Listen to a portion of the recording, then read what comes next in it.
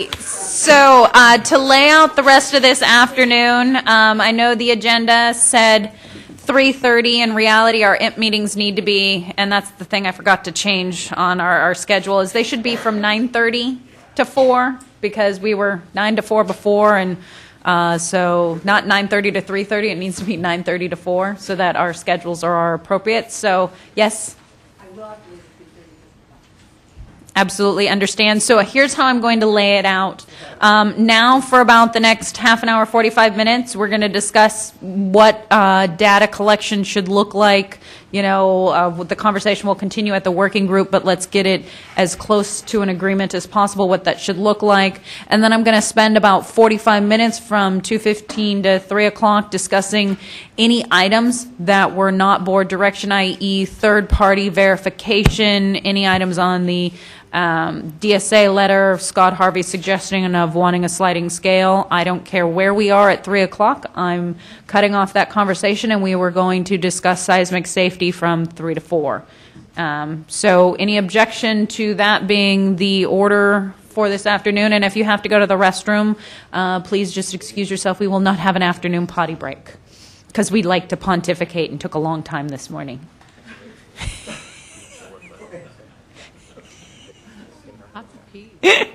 Are we okay with that?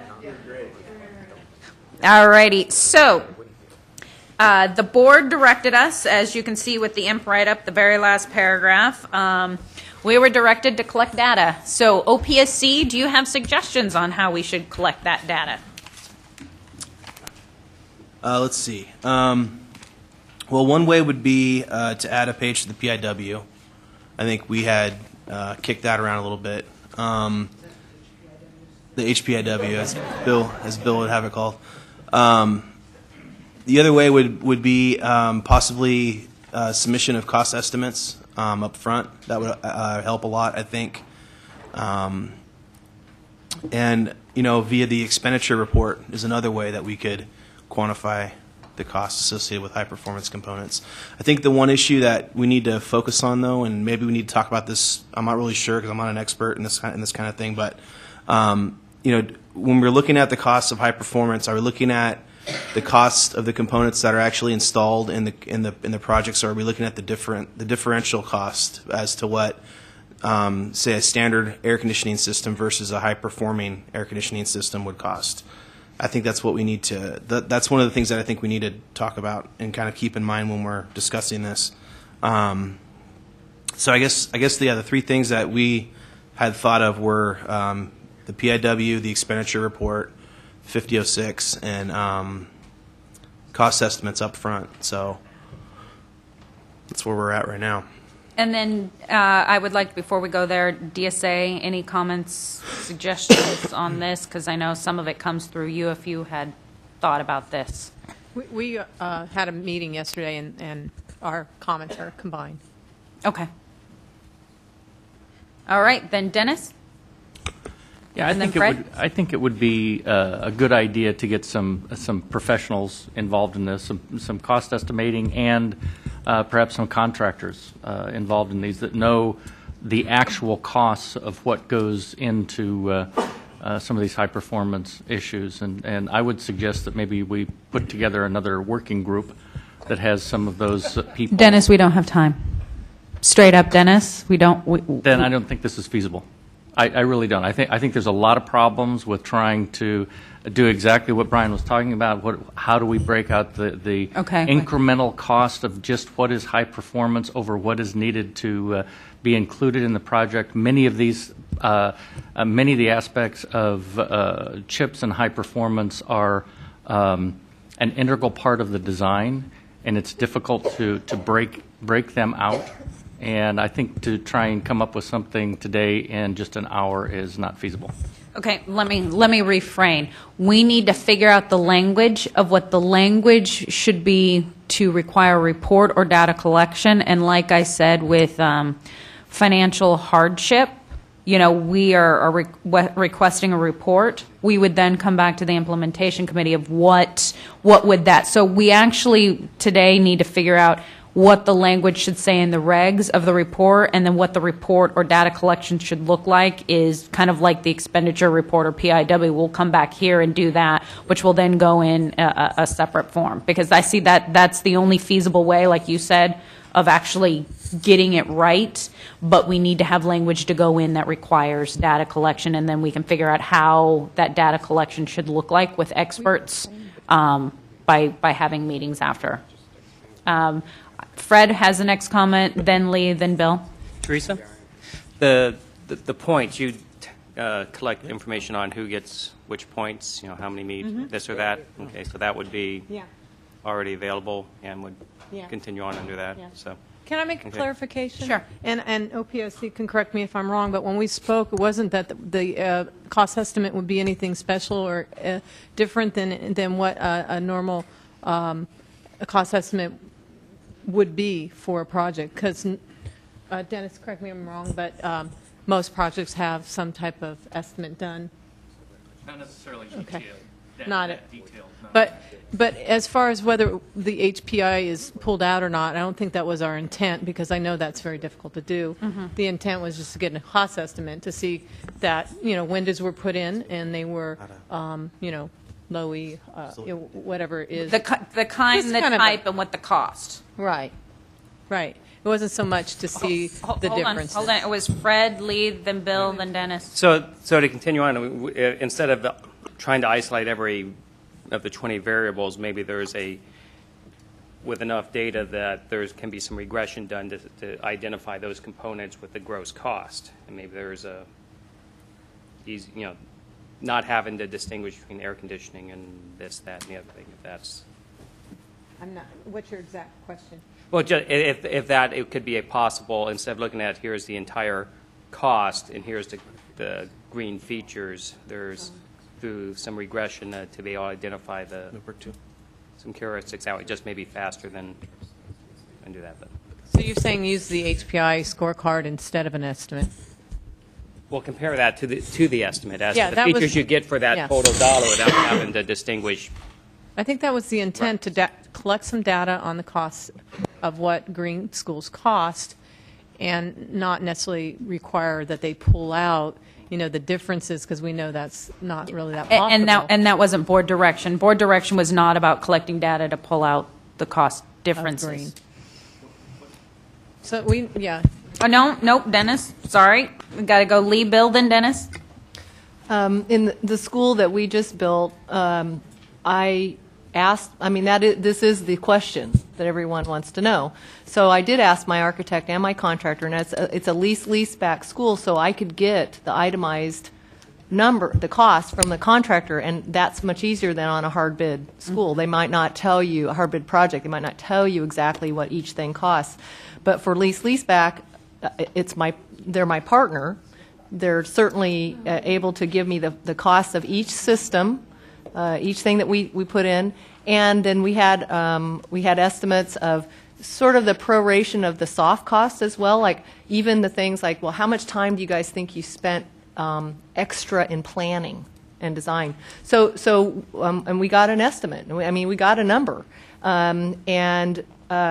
so I think in certain situations, I didn't ask for it in any kind of form, but it seems to me that you could match it up with the points, fill in as much as you can, and if you can get the delta between a standard air conditioning system and a green one, high efficiency one, if you can get that from a district, it's great. That's really the data that you need, is the difference between and the only way you can do that is not with cost estimates, but actual costs. So I think it's kind of difficult, because I know, like with a hard bid project, there's no way I could ask my contractor and get, I'd have to pay for it extra. I wouldn't get the right numbers. Who knows what I would get? But with, at least in the lease-back process, we were able to get those numbers. Bill? Okay. Let's see. Yeah, I think I agree with what Lee's saying, which is if you really want to have an understanding of what it costs to do a green school, you would presumably be looking at the differential cost between the baseline system cost where you didn't do the green feature or whatever it is, and the cost to do the green feature. And it's not rocket science, but this is typically done as part of the CEC Bright Schools program for the consultant service that they provide during the design phase. Is they say, okay, if your baseline case is your school at Title 24, here's what you do to get 20% above Title 24, includes all these provisions, and each one of them costs this much to do, and it gets you this many points to do it, and it saves you this much money over time. So we have the information out there, and but it's a lot of work. I mean, it's a bunch of work to do it. So we probably need something that's simple. On the other hand, differential costs for specific systems. The other piece is some of the green schools elements lend themselves to real simple. Here's the total system cost. PV system, photovoltaic system, very clear. Right, and typically they're design build, or a lot of them are design build.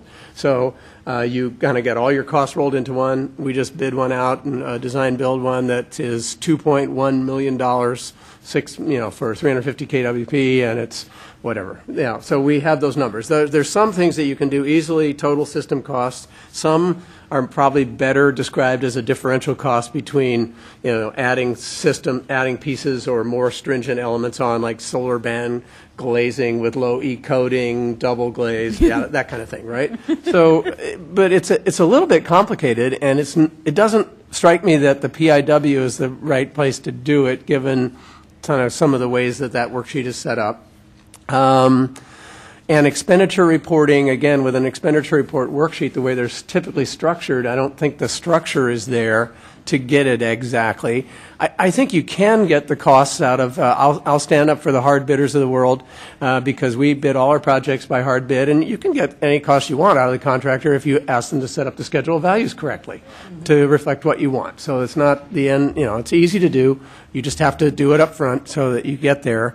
If you do the cost estimates up front, it may or may not be what you actually pay for the system in the end. So if we really want the data, it probably should be the data that is after the fact, actual costs in some ways. So how do you get there?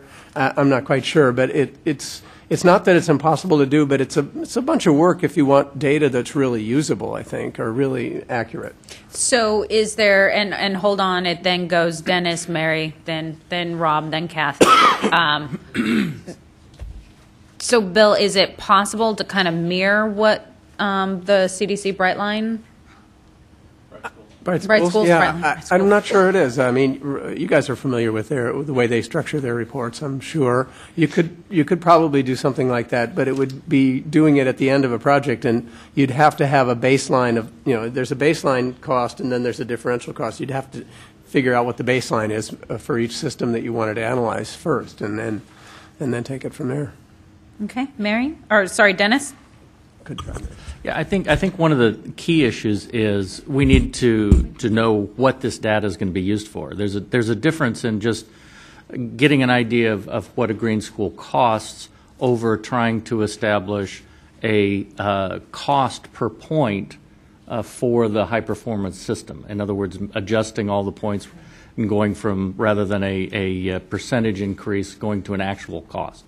I mean, those are two totally different things that require different levels of detail. I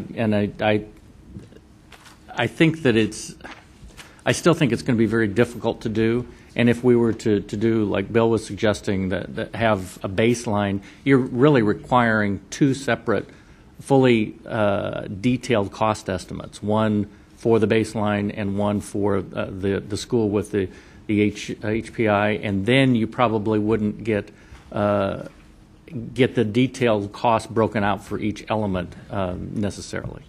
Because I think part of it is, one, the board wants the data. I think data then could be used whether in future bond or justifying whether the program works or doesn't work because the data isn't out there. Then it kind of needs to be parsed as to whether it's a cost estimate data what we're going to collect or after the fact data what we're going to collect. So we'd need, your thoughts and opinions on that. So, but Mary, Kathy, then Rob? Or did I switch it? What do you? No, and my point is really brief, and it's to echo Bill's. I mean, LEED asks for not cost information, but they do ask you to set up a baseline design case and then document what you're doing above and beyond the baseline. That's a lot of work. That's a reason a lot of people don't do it. There's if we're talking about quite a bit of additional analysis up front and expenditure of time and effort and money to do all of this. So again, the question of what is it for and how badly do you want it and how much are you willing to pay for it in order to get it? I think the board was, in order to justify the $250,000 grant, that this data is, so kind of you gotta give to get. I'll add you back in the line, Bill. So, Kathy? Well, actually, great introduction, what I was going to say, because I want to make sure that this is not intended to put a whole lot of new work on DSA or OPSC, but to the districts that are receiving the $250,000 grant and their obligation to come forward with some data for the State Allocation Board, you can determine what to do, and then OPSC and DSA can use that data to analyze it and get back to the board with some information based on that data. Thank you. Rob? Bill brought up some good points, but I would like to say, too, that even in that scenario, correct, for the last of the hard bidders in the world, we can dictate to them what the schedule of values needs to look like, but we can't dictate to them this SEER-rated HVAC unit as opposed to what you would have bid on this one, or you're still just going to get what we're paying as opposed to what we would have paid. So I don't know if it's as simple as maybe you're just going to have to compare cost per square foot from the infamous PIW of an HPI school to a non-HPI school, because the data still, it's. Well, I think there are some things we can inherently break out and some things we can't. Kathy, I'll add you back in after Bill. So, Bill? Can I ask, though, I'd love to hear pushback on why you wouldn't just compare cost per square foot in the PIW. My initial reaction to that would be that your cost per square foot for the school is so highly dependent upon market forces at the time of bid that the HPI costs would get lost in the cycles of the market, because when we're in an escalation market, remember, a couple years ago, right? That's all that's going to matter is that the market is on an escalation up and you're just getting killed and everything's being driven by the market, and now the market is down and everything's being driven by the market. So you're going to get, it's going to be masked by market fluctuations a lot of times. But anyway, that would be my. So one of the things that I think is real easy for us to get together as part of the discussion, and I've already done this and provided some information to Senator Hancock and some other people, is soft costs. I mean, so I can give you my cost proposal for my chips, my commissioning agent, and my soft cost for my acoustical engineer. Those are, I can give them to you right now, and we know roughly what they are. And so that kind of stuff is pretty easy because we do have it. One component of soft costs that's not quite as easy, even though I have gotten information from my architects, is what is the increase in the architect's fee associated with managing the work of going through the high-performance design process of they have to make a submittal under our contract of the scorecard, they have to manage the scorecard process, the goal-setting process, take it all through, do the documentation package. And it's not as easy to put your finger on what that cost is as a simple cost proposal from someone for commissioning, which is there's a dollar figure right there, your school's named. The architects are saying, Although, push back, and this is just me trying to think rationally, is if your architect normally builds a school, they know how much, time, because it's built in cost percentage. They also know that they could maybe keep track of how much time extra, per se, the normal process it does to do green. Yeah. And you're right. It's not quite as easy as that because most of the fee basis is not hourly. And what we do see in a fee proposal very commonly in my district, and I hope I'm not the only one that sees this, is the architect will submit a fee proposal for the project, and they'll use the words, they'll say, we'll design this under the standard OPSC fee schedule for X%, right? Yeah. Oh, and then here are all the items that are not included in the OPSC fee schedule, right? Landscape architecture, high-performance schools design, and then they'll add all those as additional fee elements. So that Well, then that's a fee element that can specifically There you be go. pulled out And- and given. Yes, and then we can have, I mean, if we ask our architects to do it and identify it, and I've had several of them do it just in that way, so that's a possibility that we have some data there. So, I mean, and that's all. I think and- soft cost is the easy part Hard in cost. terms of identifying. Well, I mean, I know if you do HPI and you got a point for windows, just maybe it's putting down the cost of what it costs for the type of window and those windows, knowing that, you can't really, it's hard to say, oh, this, ABC costs this much, and then because of HPI we did this, it's, you still need windows. So we've got, after Bill, there's Kathy, then Deborah, who else wants to speak, then Lee. Rob. I don't want to now, but I'm going to. Sean. Okay, so it's going to be Kathy, Deborah, Lee, Rob, Sean, and then Dennis. Dennis, I know you're going to want back in. So for the schedule of values, I understand you're only going to get what they're building. I think that's what I was making the point, that it's the district's obligation to have somebody assign the task of providing the data of what you would have gotten so that you actually do it. Yes, it's labor intensive, but somebody's going to have to do it. And I know then we can get into arguing, well, did they come up with a realistic cost? You know what? If you want the program to work and you're going to provide the data, it's only going to be as good as what we can get. And at some point, you have to stop splitting the hairs, but somebody's got to do the analysis or provide the raw data so we can go Part from of that there. added fee on the architect's column. Come on. We've got some staff that can do it. It doesn't all have to be the architect to do that. Staff? What? Kathy, school districts don't have staff anymore. Okay, Deborah? Okay, and kind of going what Kathy says, what's going to happen when each school comes in and they're designing, every design's different. And so at some point, and the areas are different, so it's going to be apples and oranges on your data collection. That's one piece of it. And I was talking to my friend Rob here on how many high-performing schools he has, and he has none. Maybe... Academically, they're all high performing. But, I mean, instead of arguing or discussing how much money you're going to give a school, I mean, wouldn't it make sense, if you really want just the data, is to take a school that's already designed, you have the plans, and then you give it to someone else to make it green, and then you compare the cost differences? Do we have to be under 50,000 to do that? Well, either that or you give 4 or 5 schools $150,000, and I bet you could get it done for probably $60,000. But we're talking about giving all schools that do this $250,000. That's a piece of that to do the data collection. Right. And that's a lot. But if you have, because I'm going back to the financial hardship on how much do you give them, what does it truly cost, you would see what it costs if you have a not a high-performing school, and then you make it into one, you would see what the construction cost differences would be. All right, then we have Lee, Rob, Sean, Dennis, and then Bill, I'm adding you back in because I know you're going to want to talk as well.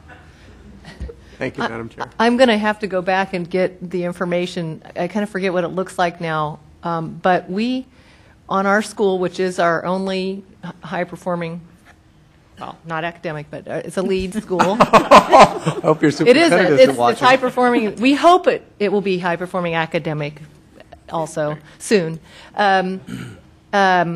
We I guess through the process, and I wasn't always in the room, of course, but in the process of doing the cost estimates during design, the elements got added in as we were saying, okay, we're going to do this. Okay, let's do this. Give me the cost of what it stands like now, and if we go with the newfangled HVAC units, that's this rating, what is it going to cost? And we have the comparison. Now, we didn't actually build the one that's the baseline, so we didn't get the actual any kind of cost, but it was the cost estimate from the contractor and the architect looking at it, mostly from the contractor, what it would have cost them right then at the moment, and and then what did we actually pay for it? And I think we have those numbers, and it's for every system that we did. And for me, that was as close as I could get, and to having actual costs and the delta, because I really think that's the question. How much more does it cost to go green? It's not the overall cost, because then you can't, like you were saying, Deborah, you can't compare, well, this school over here, but this school 2 years previously or whatever. It's apples and oranges. And then on the soft costs, I also asked the architect, please do itemize out your time as best as you can. If you spend an extra half a day and your staff did that doing the lead stuff or doing the green stuff, and I just left it like that, in layperson, doing the green stuff, whatever that was, just put a little note, and put your hours in, and just so we have a sense. And if you do it up front, I think you're going to have a lot better chance of doing it, like you put in a schedule of values and things like that. And just to get the don't do anything. What's the saying about you're not going to get perfect, so you're not going to do anything. Just get the best that you can out of it. And for our school, I think I said this last time, our school, all told, new school, replacement school on the same site, soft and hard costs, my architect said it was 6% more to go green. That was soft and hard. So I think for purposes of trying to figure out what and how data we can collect, getting that to OPSC, but I again want to frame, because I'm going to cut this off in about 10, 15 minutes. What do we want the language to say for the reg for data collection? We can talk about how and who and what we want to, and I know we have a line, and Rob, you're scheduled next to speak, but I would like to have, and Kathy, I'll add you back in, but I would like to have everybody's comments tailored to what should the data collection reg language look like, and then we can figure out all these things, how we're going to implement that after the fact. But we need to figure out, so maybe I'll add you in after Kathy, but it's going to be Rob, Sean, Dennis, Bill, Kathy, then Mamie.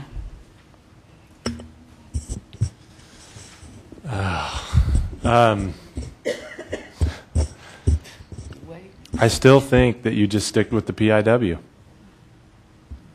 We're going to have to do it anyways. It's already taking more work than anyone ever thought it would, and to add another layer on top of that is going to be a lot of effort. And no. Okay, so but how would we write it in the regs? How would we write it in the documents and the regs that we have, which let's say data collection? That's. For what he just suggested, you have to have the which you're going to use, have to complete the PIW worksheet for HPI. Which we have to do anyways. Except for, I'm sorry, thank you, Bill. But we would add that language into here and say for mod projects that receive HPI, complete the PIW as a relation to the cost for. But I do too. I don't see the $250,000 as being a requirement to provide data either. I think we made a leap in our conversation. The $250,000 is to incentivize districts to participate in the program. Okay, comment on that. Added to that, the board wants to get data. Yeah, that's what I was going to say. Is the board made comments that they would like it to also be an investment in data collection. They want the grant to be for that as well. Okay. That's why we're having this talk, yeah. All right, Sean? I'm not as confident as other people on the committee that we can get the data that the board is looking for. And so I am hesitant to say that this is a good idea going in, especially for us where we're not asking for comparisons of what it would have cost us and what it's going to cost us. We're not doing that going in, at least as far as I know. So trying to do it after the fact is going to be problematic. I know, but I do want to, let me clarify, board direction for approving these regs is to include data collection. So no longer, I think, can we even have really the discussion about whether we should or should not collect data. The board has asked that regulations come to them that requests and requires data collection. So how should that look like in regs as we write it, and then we can figure out exactly how we collect that data afterwards. But board direction is really clear. The regulations already require data collection. not PIWs. It asks for expenditure information. It asks for cost information. I'm not convinced that we need to break down the costs in the way that it's being proposed right now. I actually think that Rob's previous proposal about cost per square foot in the same year to address some of what Bill was talking about might provide the insight that we need, but to attempt to break it down to the smallest pieces, it's always going to be wrong, and I'm kind of concerned that it won't accurately reflect total cost, that we're going to miss things, not have too much. And I want to apologize because I'm going to start, cutting people off. So I hear where LAUSD is concerned about data collection. My suggestion would be then to write a letter to the State Allocation Board voicing your opposition for this data collection, because the board did already approve to collect data, and that's what we're here to implement, is to how to collect that. So I know yeah. I think the data is already being collected by the OPSC. And I think we can use the expenditure information that they have. Okay. Then we have Dennis, Bill, Kathy, Mamie, then Fred, then Lee. Why don't we just make the regulation part of this simple? Just say the OPSC will collect data on green schools. Just leave it like that, and then we can we can figure out what form that takes at a later date. And Brian, what I want to ask you is, how have we written language in other programs to request data collection? We require the PIW? Yeah, 5 meetings on the PIW. Right. Not likely to happen where we all agree on it. It'll be just as much disagreement when we try to figure out where we're going to go and what we're going to collect. And ultimately, we won't have the data the board's looking for, and better off to decide now while we're holding the regs hostage. It's an incentive to get it done quickly. Did you say?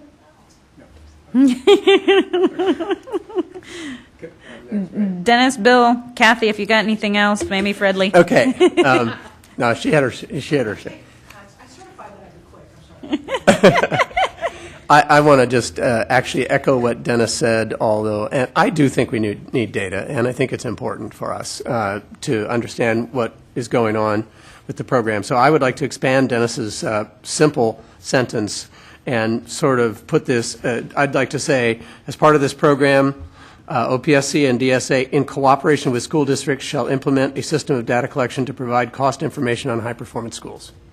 And you're going to send that to me in email? I'll just tear it off and give it to me. Because we're not going to solve this sitting here today. And I am in agreement that we want the cost information. I don't think it's rocket science, and it's as hard as we think, although it will take some work. And that's why I think it should be done in cooperation with districts. And that's where, okay, we got the language down, and then we have working group. We can have some of this, how exactly what, who, when, where, and wrestle with that. And if we need to add certain things into the regs, but let's get a base, how it's going to look like, because that's what the board's wanting, and that's where I'm trying to get us to. We've got Kathy. Brian, you wanted to make a statement? I was just going to say, I think it's important that we kind of figure out a method here if we're going to do this. We can do it at the work group meeting if everybody feels comfortable with that, but I really think we need to figure out what we're going to do. And I agree, and that's why we need to figure out what we got to do. We've got a limited amount of time today. That's why we need a working group meeting. So then everybody's to-do list, and then I don't want to hear anybody complain if they come to that working group and haven't done their to-do list or haven't followed through on what it should look like and how we should do it. I believe everybody should come with examples and suggestions to that working group meeting, not come to that working group meeting empty-handed and continue these discussions. We need to be quick. We need to be efficient. And so if you've got ideas of how it should happen, please do your homework, and we'll have a working group meeting that I'll probably, not tomorrow because that's furlough, but next week send out a kind of a to-do list for this and a schedule of where in the working group so that, everybody can, come with suggestions and data and language kind of written up for something like this. So Kathy, Mamie, Fred, Lee, and then I'm going to cut, and then Sean, and then I'm cutting the conversation off, and we are moving on to things that were not part of board direction, because I think we're probably in agreement that Bill's suggested language could potentially work for what we need to then figure out. Actually, I object to his language. Okay.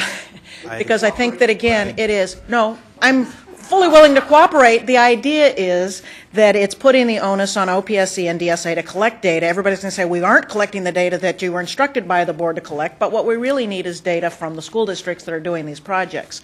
I think that Lee was on the right track with what they're doing, and that we make it, the school districts take on that onus of getting those comparisons coming in ahead of time and provide that data to the board as part of their obligation of accepting the $250,000 grant. No, and here's the thing. It is then a policy discussion that shall be decided by the board as to who's going to collect that data, so we will present them both options of... I think it's word nuance here. I have no objection to DSA and OPSC collecting it, but when you tell us that we have to collect it, we have no leverage to get the data that we need to go where we need to go is my problem. Okay. So the regulation needs to direct the school districts to provide the data to OPSC and DSA, and we will analyze it for the state allocation board. I thought that was a given. Yeah, sure. Trust me, the check's in the mail. Okay, then we've got Mamie, Fred, Lee, then Sean. I like Bill's language. I like his concept, and if it has further strengthening along the lines that Kathy said that says districts shall provide the data. Where I have a problem, if we develop some kind of a form or something that we institutionalize in the regs, it ties everybody's hands, and then you don't get where you need to go. So I think that we can do it outside of the regulation process to actually determine the piece of paper. Yeah, which I agree. Fred? Fred, thank you. Lee? Bill, could you read it again, your proposed language, please? Yeah. Yes, absolutely. No, well, I mean, I originally said as a part of this program, OPSC and DSA in cooperation with school districts shall implement a system of data. Slower. Shall implement a system of data collection to provide cost information on high-performance schools. Districts shall provide cost information. And I'm looking for the rest of that sentence. Well, I think we could probably amend the beginning of the sentence. Okay. And that's where we can kind of tweak this for the working group. So, Lee, in finishing up your comment? Just in finishing up, thank you, Bill. I don't want to tie districts' hands either, and I do definitely appreciate on some projects it might not be possible, or it might be very difficult to get data. And certainly, we're not talking about projects that are already done. Mm-hmm. I think that's a given. But where, I guess I'd like to see some language where something like where possible, or I personally don't see it as being tied to the $250,000 necessarily. I can understand where Kathy, where you're going on it. That's the leverage, but I think it is important to get data. If not only just to be able to tell everybody how much this stuff actually costs, and it's a lot more than what we're getting grants for. Mm-hmm. So I don't have any problem putting the costs out there because that shows the real thing. I mean, we've been hearing from everybody, well, this costs 0, it costs 1%, and to me that's just not there. But could we have something like including but not limited to, or I don't want to tie people's hands either, but the differential costs. Yeah, well, and I think that's something we can decide as to what it looks like with detail. But in the regs, let's keep that out of the regs. So, Sean, to finish it up, and Tien, if you want to have the last word as OPSC. Okay, I heard Brian say that the board expected some of the $250,000 to be used for this reporting. Is that correct?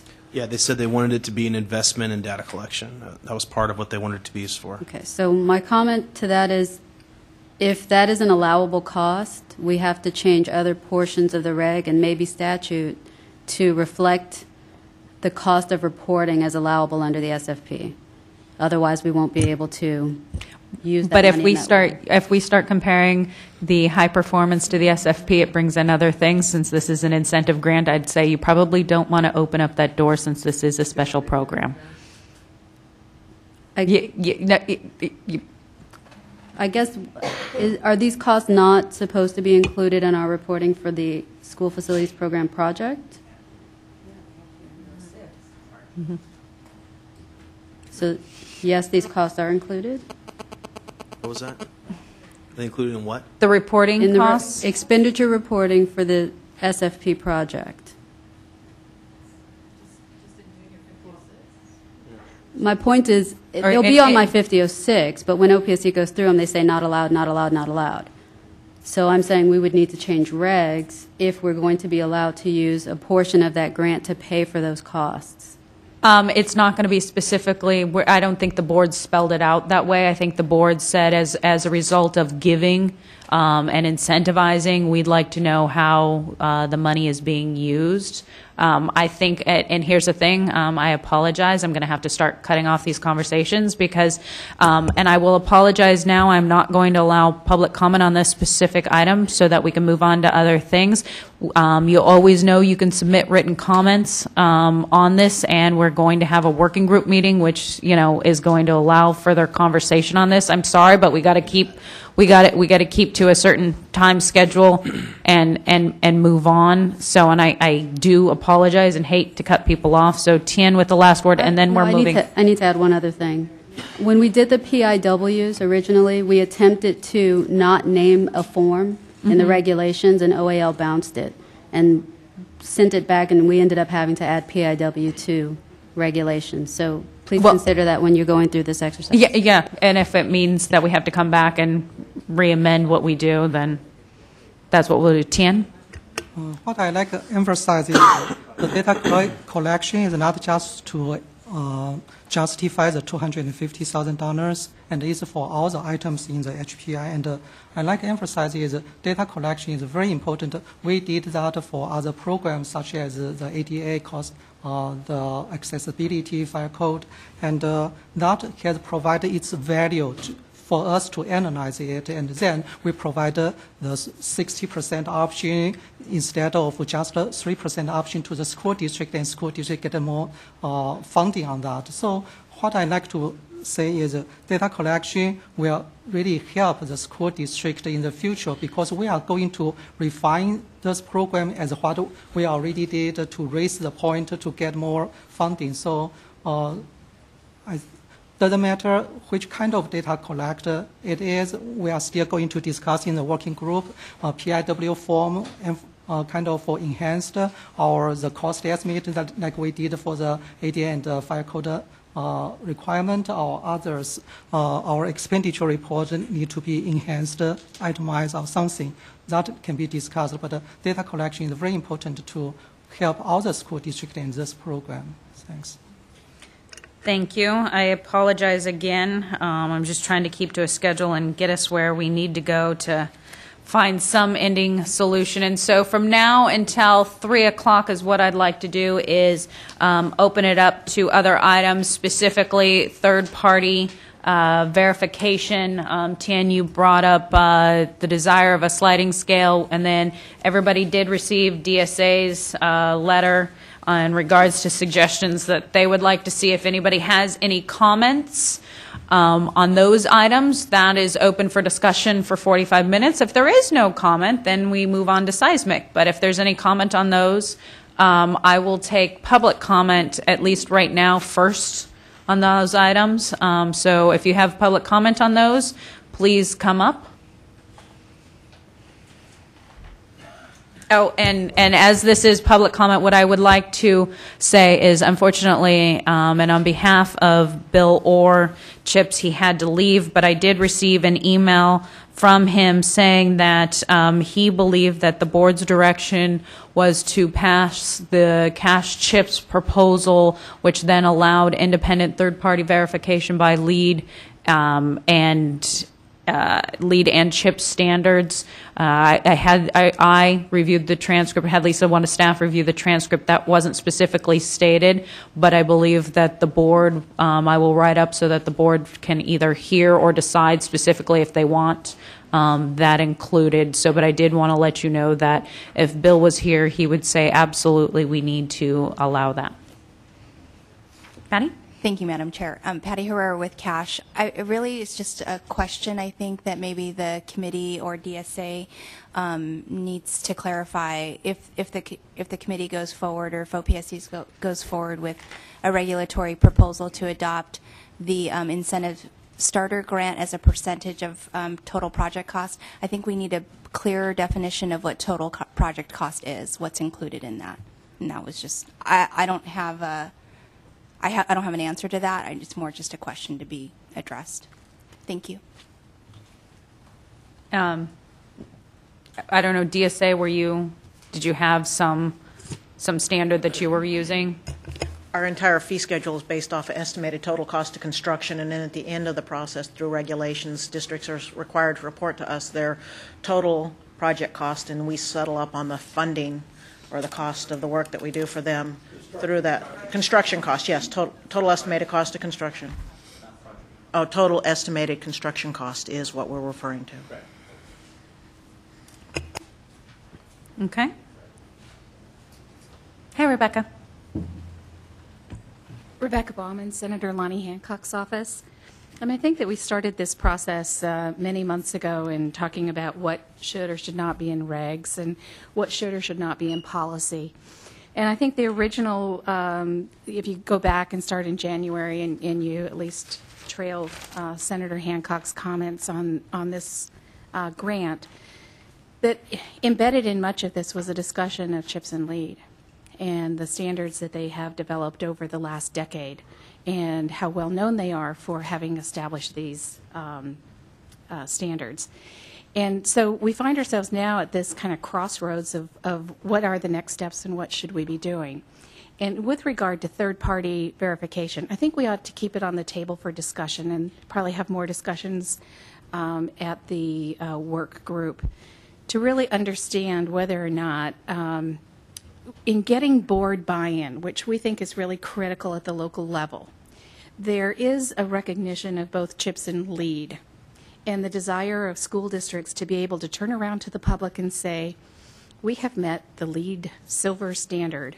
We have met CHIPS standards as part of building consensus at the local level to pass bonds that embed these standards within their local capability of being able to build to these higher standards. And so I think that we want to keep this discussion going a little bit because part of it is what is the covenant with the public and what is the covenant at a later date with the state as we look to future bonds. So how do we frame these kinds of things in a way that we build local consensus for passage of bonds, build state consensus for passage of bonds where green becomes a prerequisite or the higher standards become a prerequisite. So whether verification ultimately ends up in the regs or doesn't, I think is, at question probably. But I think that we all need to keep it as part of the discussion at this point in time. And I think that the reason why people, from my perspective and kind of looking at this as a neophyte in this area, is that we want to be able to say to a school district, we're going to try to make this process seamless. We want you to be able to work with the people that you start out working with all the way through the process. And if that means that LEAD or CHIPS ends up working in a different fashion than the state does, maybe that's a good thing.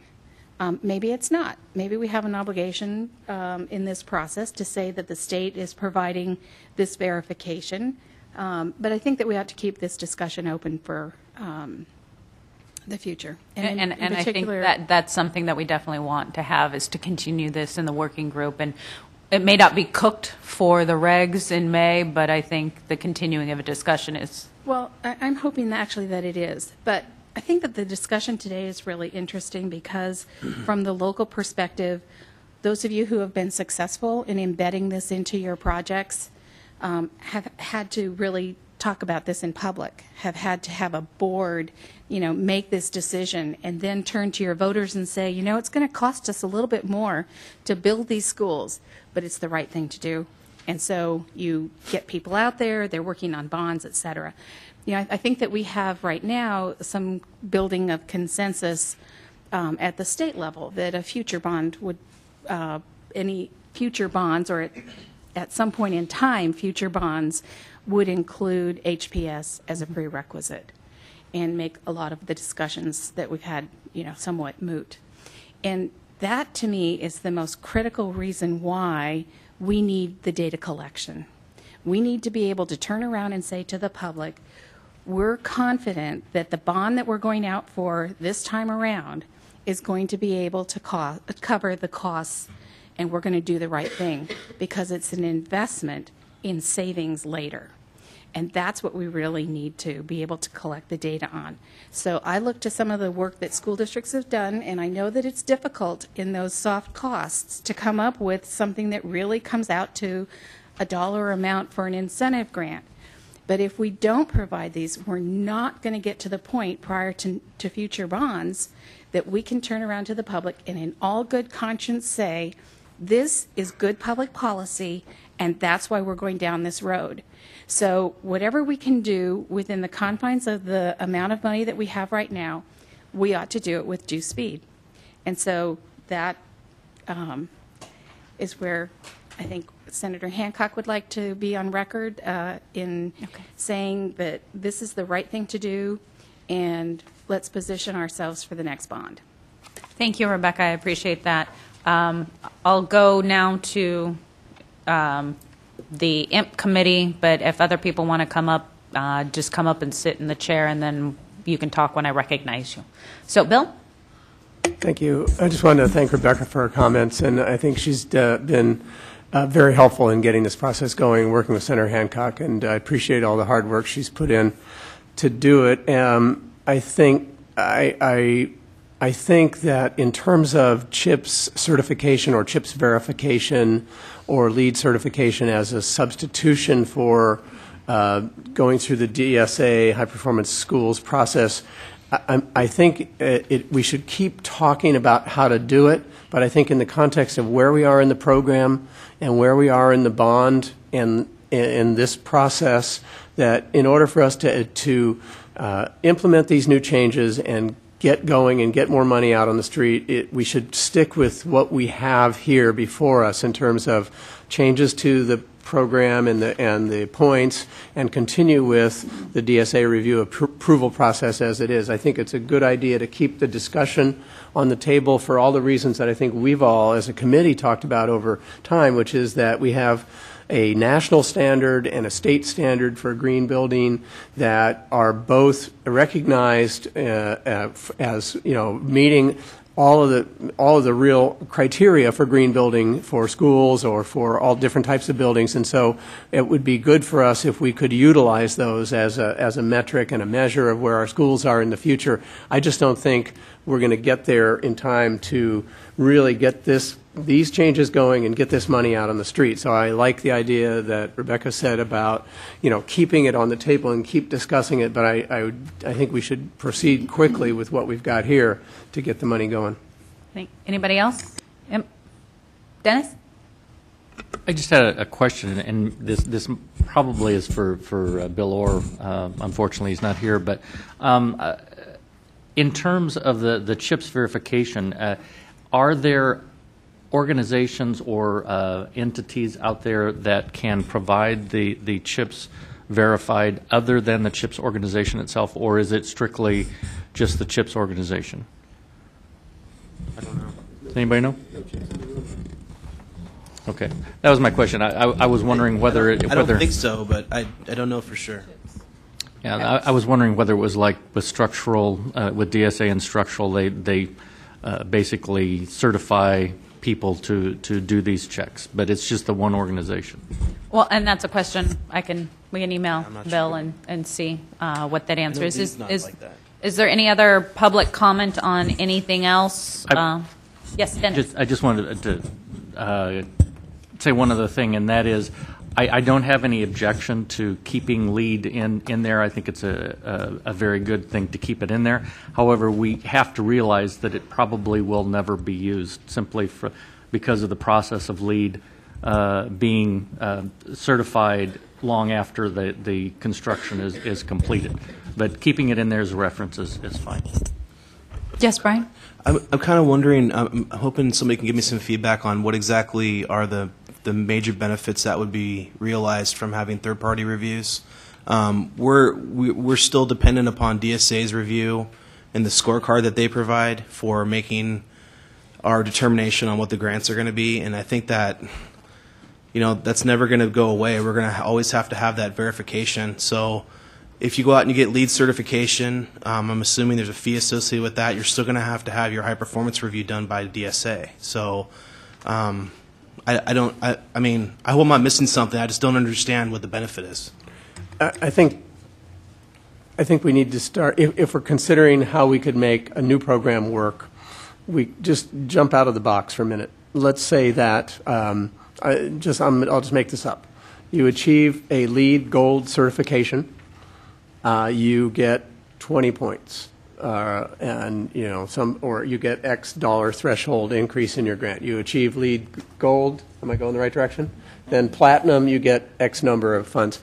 I think the program is set up the way it is now because we set it up this way. It doesn't. There's nothing on earth that says it has to run this way. We could design a different program. We could have CHIPS verification. And to be frank, the CHIPS criteria mesh very closely with what we have in the DSA, high performance schools criteria. So setting up something that worked with independent third-party verification as a CHIPS verified would be a pretty simple matter, actually. But the question, and I'm not saying that we have to do it, and I don't believe it's written anywhere, and I'm sure Ms. Hicks will help correct me, in statute that the Division of State Architect is the only entity on earth that could approve whether or not a district met high performance standards or not. But I'm just saying, I don't think we can do this now, but in the future, could you design something differently that worked with a system of certifications by a third party that would provide a benchmark series of standards that OPSC could do grant increases? Yes, you could do that easily. Tim? And I wanted to comment because the way I heard Brian's question, which echoes something I've been wondering, is not whether it's feasible. Not can we design a system where there are third-party reviews, but we've got a pretty good system in place. DSA, to my understanding, is not backlogged. They're not going to benefit from a third-party review. So the question is not could we do a third-party review, but we've got a good system in place. What is the reason to change that and introduce third-party reviews? I can think of some benefits, but what are the benefits to the facilities, to school children, to OPSC, to DSA? Mm-hmm. Kathy and then Will. Okay. I feel like you could, in the future, use a third-party reviewer, but the big point that we're losing here is that school districts are not required under this program to be CHIPS certified or LEED certified. This was a way to provide incentive funding so that they could do incremental pieces of it. So long-term, if the board so chose or the future bond directed that you were going to create a program and require either those buildings, all construction for schools, be LEED certified or CHIP certified, then you're talking about something completely different.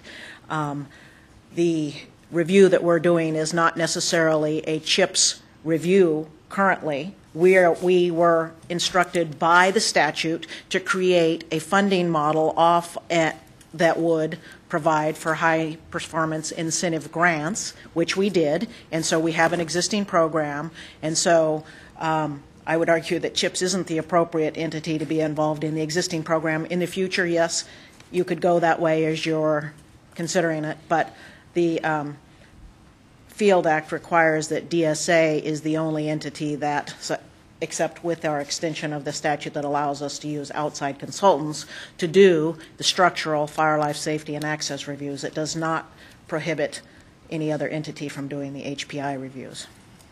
Well, then Bill? Right now we have 20 projects that are high performance with high performance grant. None of them are classified as CHIPS certified, because we didn't want to go through the process and do it again. So to answer the question here is that the district really wanted to do it one time. And if one time means that, and obviously we have a great interest of having our projects to be CHIPS or LEED certified.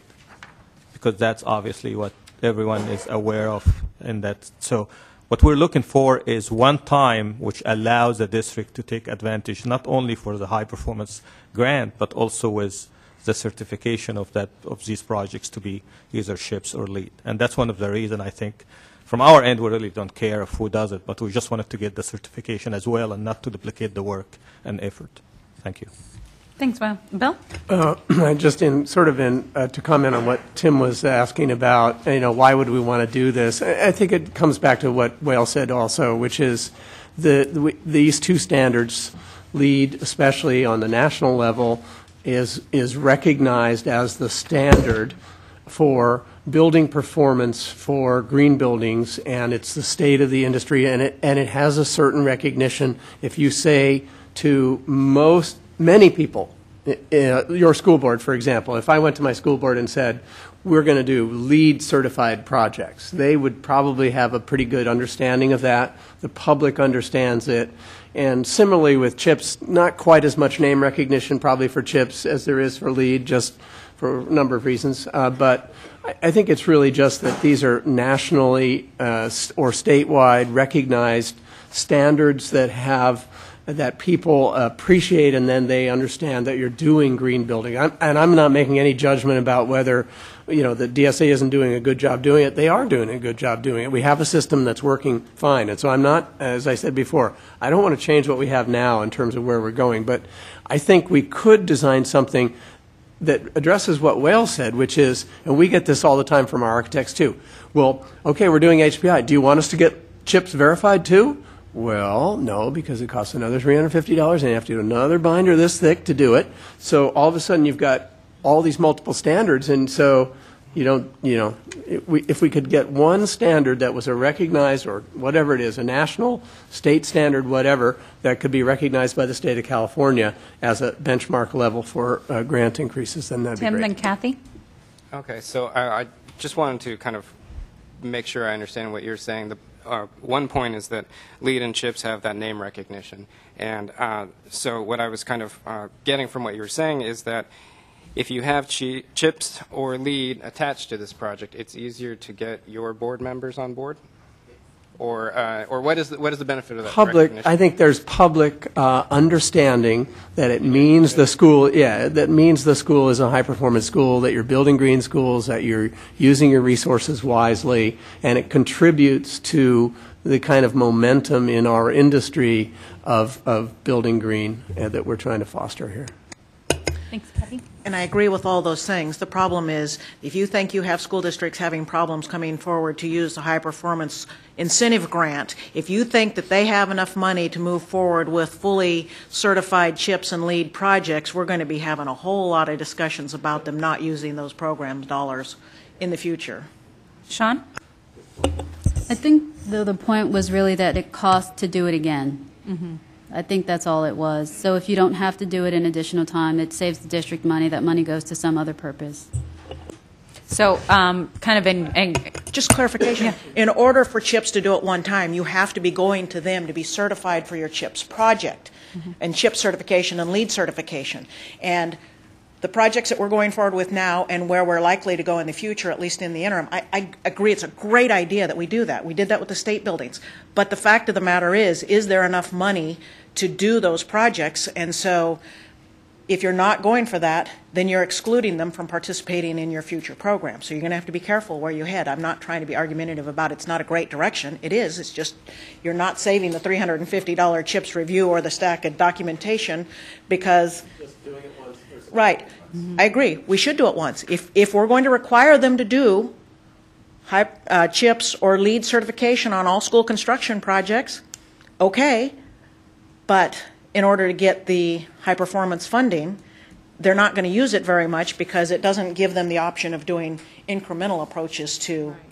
That's the point. Mm-hmm. I think that's what I take with Kathy, is that this is a starter way for people to get into high performance. We're not requiring them other than prerequisites. It's a low threshold. So we got Lee, then Sean. I would echo what Bill said. I think, Kathy, is kind of the reverse of what you're saying. What Bill said, what I understood was in future, it would be great to automatically get the HPI funding if you're LEED or CHIP certified. If you get that certification, you know you've got the HPI certification. It's the opposite of what you're saying. So you don't have to go through the HPI program. Right. And if you do that and you automatically get it, great. But the problem is, how many are going for full LEED and CHIP certification? So then you need to come up with another alternative, and that means that DSA still is that incremental approach, so that you only do it once. I'm okay with that. And I think that just goes back to the heart of what Rebecca said is with the next bond is if this is we build high performance schools, what does that look like? It becomes, where we've changed the culture in school districts. But right now, the incentive is trying to change the culture in school districts so that we can get to that next level, that every school is a high performance. So in the future, we should be looking at one or the other. You don't have to come to DSA for your HPI review if you're going for full LEED or CHIP certification. But in Wales' case, when he came up here and spoke, he said he had, 20 projects, but none of them were CHIPs or LEED, and so the only way that he would get a review is to come to DSA to do that review, so he's only paying once, even under the current. Mm-hmm. Okay. Lee, anything else? And then Sean? I was just going to say, I totally agree. I'm not saying get rid of the DSA part of it. I'm saying have that option for both so that if you do go full bore, you don't have to go backwards and do yet another thing. So we're kind of saying the same thing. I'm not saying to get rid of the DSA Same thing, option. different way of saying it. Sean? Okay. Anything else on this? It's something that I kind of hear that, things are working, but it's keep open discussion of how this would work in the future. But I don't, am I putting words in people's mouth of not for May approval regulations? That's what I would say. I don't think we're going to be ready. But for third party. So I think it deserves future implementation committee discussion. Rebecca? Yeah, I see you. Got to come up. Got to get you on camera.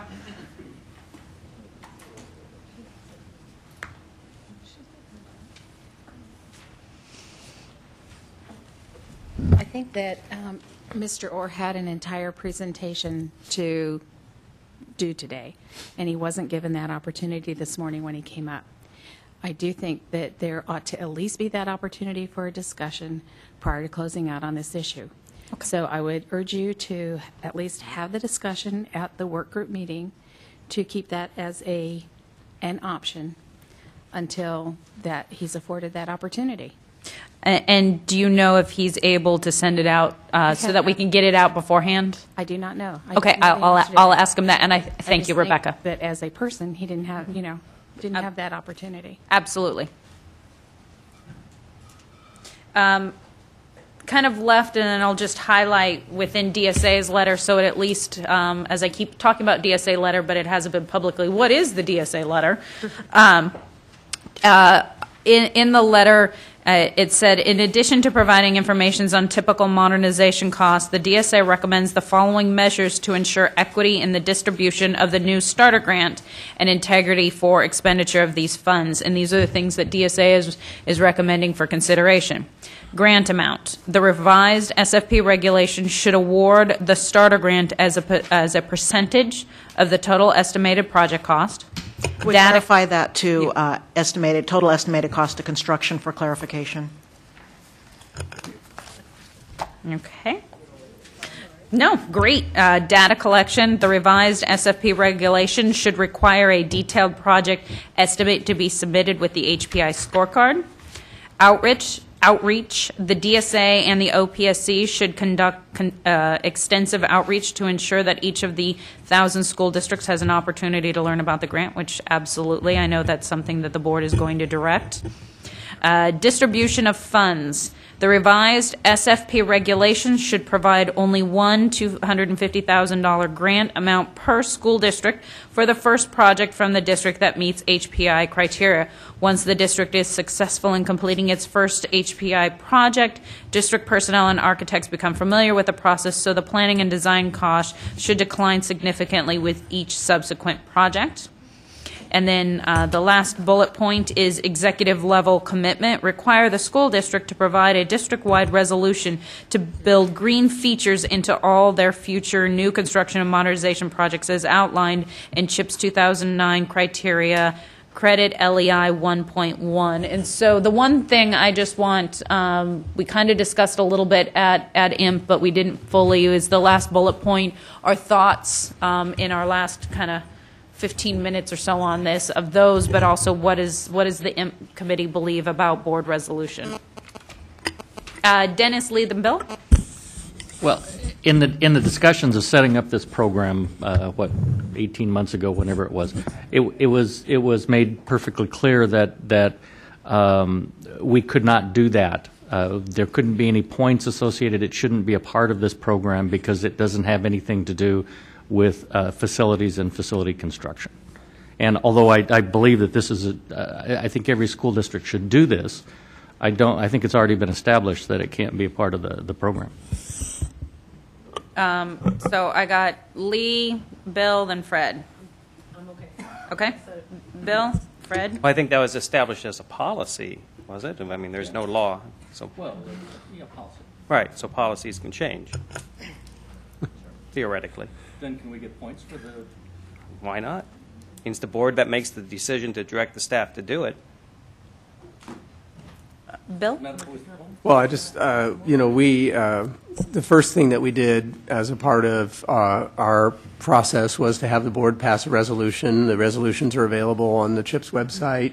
We had the board pass the resolution, and it's been very important for the district to do that because it does, again, it's board policy, or it's not board policy, it's really a regulation, but it's sending us all marching in the same direction. So it's clear then, and how does it affect things? It affects your district standards, because we had all these district standards before. Mary's shaking her head yes because she's one of our architects, and she knows that the district standards have changed. Because we had old district standards and they were all published and everybody knew what they were, and all of a sudden when we passed the CHIPS resolution we had to look at every district or every affected district standard and begin to change them for more high efficiency units, for different types of glass, all the stuff that we did. So these are a really effective tool. I'm not going to comment on whether you get money for this point. That's not the issue to me. The issue is this is a very important part of going forward, is to have the board fully behind what you're doing and understanding that you're building green schools. So very, very much a part of it. Kathy? And to Dennis's point, I think that this is a change in where we're headed. We also thought automatically, without a question of doubt, that this was a matching program and that you had your 60-40 requirement for mod and your 50-50 for new construction. And a lot of things are changing, but I think we're talking about a new day with considering that possibly whatever incentive grant is free of any match, and this is our request that the district make a show of good faith that they are headed in a direction of setting higher standards for their new construction or modernization projects for their school facilities. And maybe before you go, just a quick comment, and I've said this before.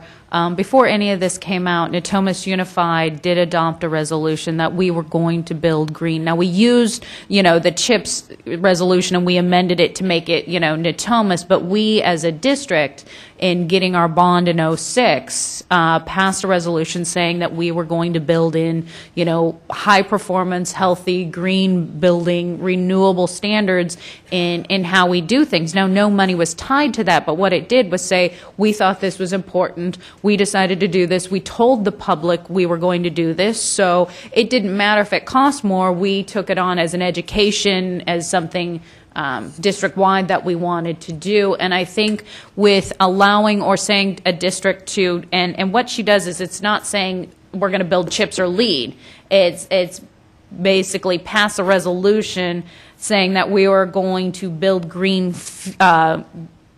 features into our future mod or new construction. Now, what that means, I guess that's up for the board, but if the board kind of wants to come in, and this gets to where Rebecca is talking about in the future, where every school, and we're trying to incentivize, and so if you make it an easy resolution of this is what we're going to try to make a commitment to do, there's no MI, but this is just, pushing that forward. So you've got Mamie, and then Teresa, then Dennis.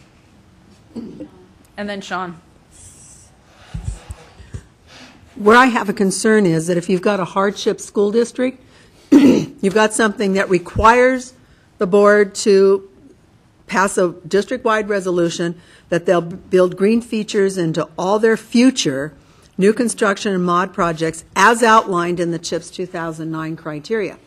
We certainly would like to do that, but if you've passed a resolution and you're telling your community that this is what we're going to do, and then your hardship and you can't deliver, then you've got some breach of faith with the people for whom you're adopting the resolution, which starts to run counter to what's going on here, or what you want to do. I have an issue with it being so proscriptive. Because if you can't deliver, then you can't deliver. Maybe it's a commitment to try to build in, or whatever the correct language is, and not specifically spell out, CHIPS 2009 criteria. Thanks, Rob. Not maybe make it so prescriptive, but just say, as a board resolution, we will in the future, I don't know the proper language of attempt or,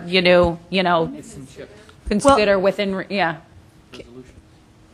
I know, but if you don't have the funding to be able to deliver what you want to try to do, that's where you start to run amok.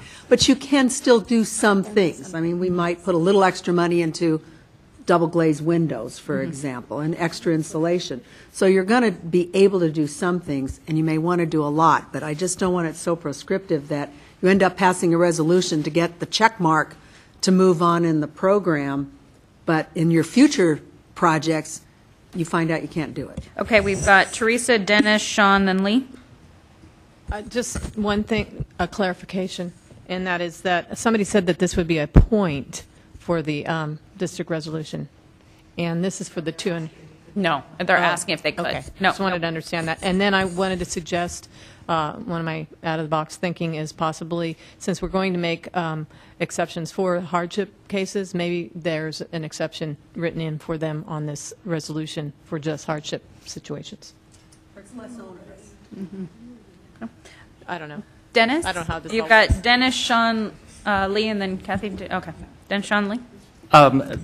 Well, a couple things. One of them is I believe that the CHIPS guidelines do have sample resolutions for boards to pass. Excuse me. But getting back to my original point, when we went through the initial discussions on this, I mean, we wanted to keep this as close to CHIPS as possible, and that whole section on board resolutions and I forget the title of it. It has to do with resolutions and actions, was eliminated because and the points associated that were eliminated because it was determined at that time that it wasn't bricks and mortar, and therefore it shouldn't be a part of this. And so that's why I have a problem with coming back and now making it a requirement. I can see going back and reevaluating that section of CHIPS and including it in the program and including the points along with it. But to say, no, it doesn't work for funding, but yes, we can make it a requirement, I think is... And Dennis, I think, is where we are is this can be brought up to the board, and it's for the board to decide. And, of course, policy always changes. So I'm going to allow Sean, then Lee, and then we're going to move on to seismic safety. How does that sound? I'd request that it not be a statement about including it in all projects at a school district. There are some projects that may not warrant this type of work, especially on the mod side. So something that doesn't try to encompass a district's entire program. Okay. And Lee? That's exactly what I was going to say. Just, I would echo, it shouldn't, I would say to strike out all, and just, if we're going to have it be a commitment by the school district, I think the CHIPS resolution is actually that you will make all future schools CHIPS, right? Mm-hmm. Isn't that the CHIPS resolution? It's a goal to make them CHIPS. It's not. It's a goal. Yeah, it's a goal. Okay. So if you become a CHIPS member, you have to do a board resolution that says you're going to do all your schools CHIPS, right? I think. That I'm not sure. So I think this, I would just echo what Sean said. Just take out the word all and not be so restrictive on this, because I think we're trying to encourage it, and this really ties you down into, you're only getting funding for one project, but it ties you down for all future. projects. Okay, Bill, you It might can not close work. this out. All right, sorry, I mean, if it was, I would say all new construction and applicable modernization projects. Well, Because- and here's, yeah, no, and it's kind of one of those things where I like where Chips, it says it's more of a provide a district-wide resolution as a goal to build green features into their future new construction and modernization projects. So, yeah, and so I think that's kind of where we're to find it and make that as an option for the board. That I think that kind of got us where we want to go. All right. Thank you so much, DSA. Thank you, Brian. Thank you, Tim. Thank you for all your hard work in this. We totally appreciate it. As follow-up, we will have a working group, which I will send out a summary of things that we need to discuss. Sooner the better. Yes. So, Mr. Chairman of the working group, who's giving me dirty looks because I gave him more work to do. No, not dirty looks. Yes. If something goes to the working group, can the rest of us come and talk at that working group, or is it a sit and listen only? It's a closed group, sorry. Well, I think since this is empty, yeah, Brian. Yeah. We'll have it in the auditorium this time. So I think as what the working group needs to be is if you have suggestions and items that it kind of needs to come to us in the form of already written regulations for the board's consideration. So, and then we'll kind of figure it out as we go in short order. So now moving on to seismic safety. Or seismic mitigation funding.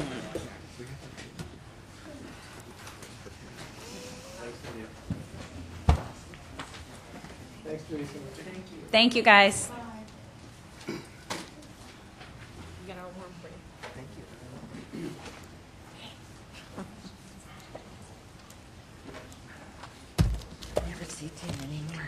And OPSC staff, can you introduce yourself for those who may not know who you are? I'm Jeremy McCarroll. Brian O'Dell. Darlene Newman. And we've just got a quick few words to set up the discussion. At the March board, there was direction to discuss barriers that school districts are encountering as they are trying to access these funds. Another direction was to discuss ways to facilitate releasing those funds. We've heard about interim housing in the past. I guess this is another opportunity to discuss that and any other issues districts are having. Just for a little background, Seismic was part of Prop 1D, where there was $199.5 million set aside for the seismic repair, reconstruction, or replacement of most vulnerable school facilities. To date, the board has approved 3 projects for seismic mitigation funds, leaving over $194 million still available. We understand projects for 3 additional projects have been reviewed by Division of State Architect, and we anticipate these districts will be applying for state funding. Let's see, at the August 09 board, the board approved regulatory changes that added new building types, lowered the ground shaking intensity factor requirements, and those regs have been in effect since January of this year. I think that was pretty much it. Welcome any comments committee or the public have. Just a moment before we begin, Madam Chair. I wasn't at the meeting, but apparently a few committee meetings ago, one of the members asked a question that sprang from the seismic issue regarding facility hardship and new construction eligibility establishment. And Darlene's an expert on that, so she's here to try to answer that question as best we can. Okay. First, I want to say what it's not. And new construction eligibility baseline is never used to fund a facility hardship project. So with that being clear, the next section that I'm going to speak about only has to do with the replacement projects. The new construction baseline is used for a measurement, and it's to measure whether or not there's need district-wide for that particular grade level by the amount of enrollment and the number of classrooms, you come up and you see whether or not you have a new construction baseline that comes out negative. A negative baseline indicates that there's no need for those buildings, and so rather than replace them, we scrutinize that, but then we'll go a step further a lot of the times, because in unusual cases, there'll be a negative baseline, but you have a school that's far removed from all the other districts. And so we look at unusual circumstances, so we don't always just have it pat that way. Anything else you have on that? Let's let Darlene finish and then open it up for questions. Okay. Well, that was just one. The one example was a remote area, but there is other circumstances. But again, this is only for replacement facilities. Okay, Bill. I just wanted to ask a couple of questions or follow up on the replacement facilities issue, because we have one. Bill, can you make sure that you speak slowly for Darlene? I'm sorry. Thank you. Hey, Darlene.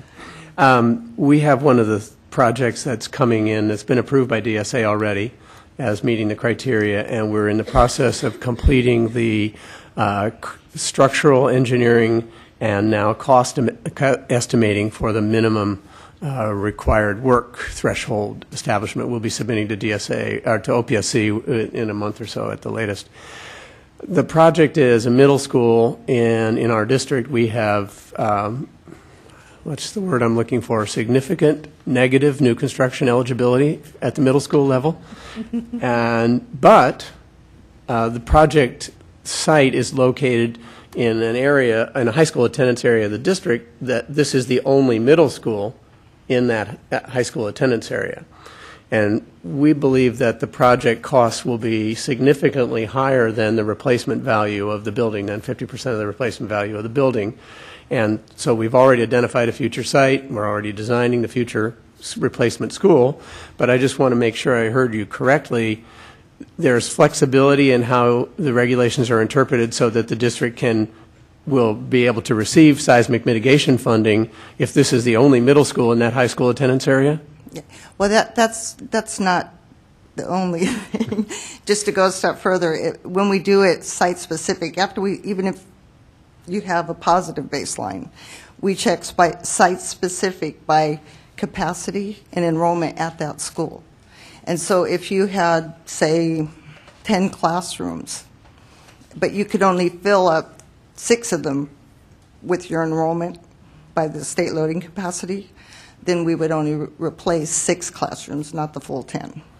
Okay, so you'd use some additional metrics, but I was going to take your answer to mean yes, in answer to my first question, subject to all of the regular criteria that you would use in relation to how you calculate the eligibility for funds under the program, under the facility hardship program. Is that right? Qualifying, yeah, of how much you would qualify for, either by square footage in classrooms. Okay. The number of So the same criteria. Good. So maybe I'll get your number and you can handle my application.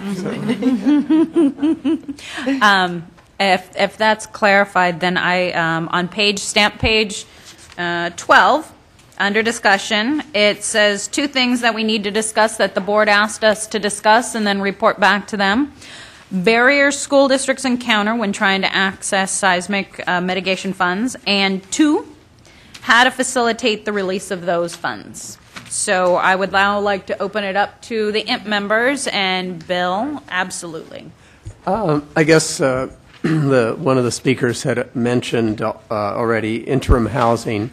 I think it is for school districts that are looking at a school that has major seismic issues and that has to be seismically retrofitted in any significant way, which presumably a school that's in danger of imminent collapse would need major seismic upgrades. That usually includes new foundations, new shear walls, new brace frames, ripping the school apart, meaning that you would not be able to occupy the school during the course of that work. Therefore, providing a supplemental grant for interim housing associated with the project where that need is clear would be very, very high on the list of items that would make it more attractive, that would incentivize districts to participate. If you look at the Piedmont project, I'm sure you're aware that this project, excuse me, has required the school district to lease another site at an adjacent school district in order to house their students. And so we always need to be aware that interim housing is a significant cost, and it needs a supplemental grant where the need is there for that. Secondly, just like we have been talking about all day and actually for several meetings, some kind of way that districts can get an incentive grant for upfront soft costs related to the projects. In our case, we have 17 schools on the AB 300 list, 7 schools within a mile of the northern Hayward Fault. We've seismically retrofitted with our own local funds on many of them already, but we do have one school, as I mentioned, that's gone through the process.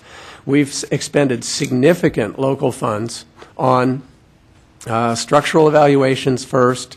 Secondly, so first you do the structural evaluation, and in that case it was either $25,000 or $30,000 for one building to be evaluated under ASCE 31, American Society of Civil Engineers 31 criteria, which is the defining criteria.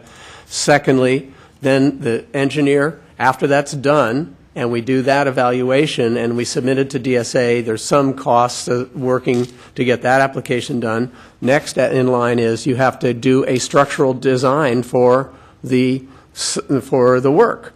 Okay, so that's another $25,000 or $30,000 or $40,000 depending on the size of the building, and then you have to pay the architect to design all of the architectural work that has to be pulled out and then put back in by the seismic work. So you've got $25,000 or $30,000 or $40,000 of costs up front for that, and so for providing a soft cost grant that would be an incentive for districts to have those costs funded for schools that met some of the other criteria, like the adjacency or the ground shaking, that kind of thing, I think would be a major barrier removal item. It sounds like we're talking about ADA, but that would be important to me.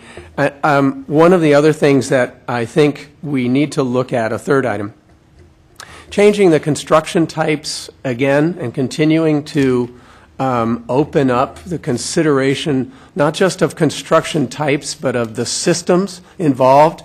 And I'm reminded by one of our members in Riverside, Janet Dixon, that the damage at Calexico High School, and I'm only speaking based on my knowledge from her input, there was significant damage from the collapse of plaster ceilings, and maybe somebody else can help me if you know anything more about that.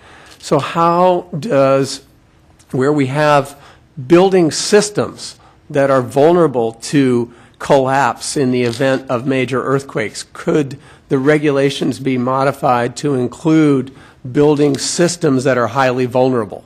Suspended plaster ceilings are done in many of our old schools. They're on these very strange metal bracket systems that are hung with wire, and they're very, very unstable is the wrong word, but there's a lot of issues with them. And so expanding the building types to include vulnerable building system components, okay? And just to remind everyone, and I know DSA knows this, but major damage occurs inside buildings due to unrestrained furniture, equipment, building system components. And so I think that would be a key area that we could open up the regulations. The final thing for me is in terms of the building types again. What does it matter what type of building it is if you have an engineer who does an evaluation for a building in a high ground shaking area, and the engineer's evaluation comes back and says this building has a danger of imminent collapse? What does it matter what kind of building it is? If you have an engineer certifying using the criteria of ASCE 31 that this building poses an imminent danger to collapse, who cares how it's built? If you have someone certifying it and get it peer reviewed, we do that all the time. But the building types is restrictive, and it doesn't need to be. Thank you. Kathy? The statute directed DSA to define the most vulnerable buildings and only provided $199.5 million. So we do what all good bureaucrats do and backed into the $199.5 million to make sure that we limited the state's liability on the issue. And so to change the construction type or building types or even to add additional components, all of those things are contrary to the board's direction to look at changing the criteria that then increases the state's liability beyond the amount of funding that was provided in the... Although I don't know, Kathy, if you were there and you heard that the board kind of is open to considering that and potentially changing their policy direction of where they've been in the past. So that's why they directed us to then have this conversation again. Sean? So at what point I need to remind him there was a $4.7 billion problem identified just with the AB 300 report, and the way that Bill just described opening it up would go beyond that. Okay. Sean?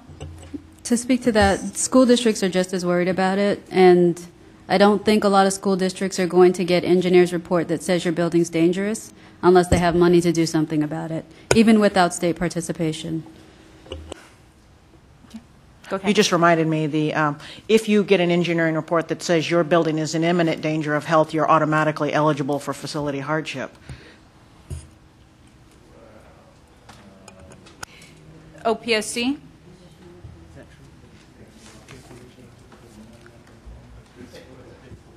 With an engineer's, Darlene? Go ahead. With the structural engineer's report and DSA concurrence. And also, as Darlene was talking about earlier, there would also be that analysis of the new construction eligibility to make sure that the classrooms are needed. Let me assure you that Senator Hancock has been very actively involved in this seismic issue, and Piedmont does have an engineering report that says that they have a building that is in imminent threat of collapse. We have spent months on the seismic issue. It was delayed month after month because we were unable to get the information about what would constitute an imminent threat of collapse. And I believe that DSA came back to the board and said that it would cost DSA, it was either $50,000 or $250,000 to try to figure out a way that it could be defined in such a way that people might be able to access up to the $199 million.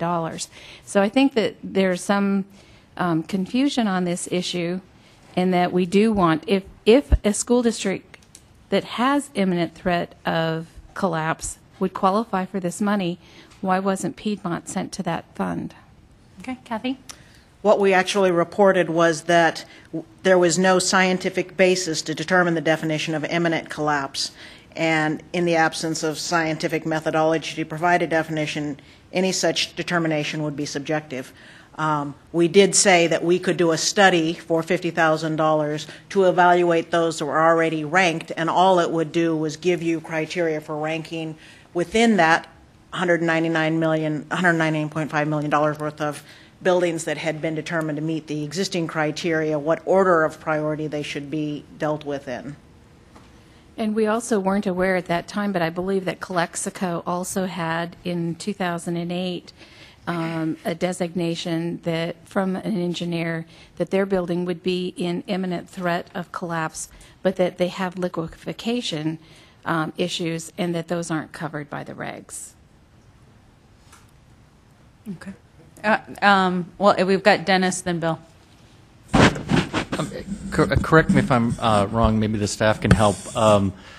The facility hardship criteria does not have to do with the threat of collapse. It just has to do with the threat to the health and safety of the students and teachers, correct? That's correct. Okay. Bill? It would be immediate, not an if situation. With the difference is with seismic, it's if there's an earthquake, it would collapse. With the facility hardship, it means that it's going to collapse right now, get the kids out.